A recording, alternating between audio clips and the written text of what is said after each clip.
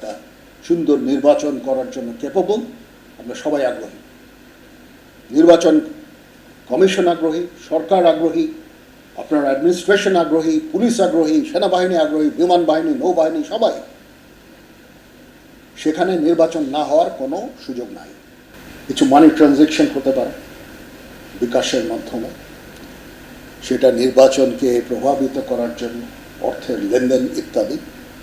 আমরা নির্বাচন কমিশনের সাথে কথা বলেছি। প্রত্যেকটা কনস্টিটুয়েন্সিতে কিছু ক্রিমিনাল থাকতে পারে, সবাই এই ধরনের অপকর্ম করবে না। ইলেকশন ডেতে রিগিং করা, ভোটারদের পোলিং স্টেশনে যেতে বাধা প্রদান করা ইত্যাদি। সেটার জন্য আমরা আশা করব যে আমার বাহিনী এদের বিরুদ্ধে অ্যাকশন নেবে।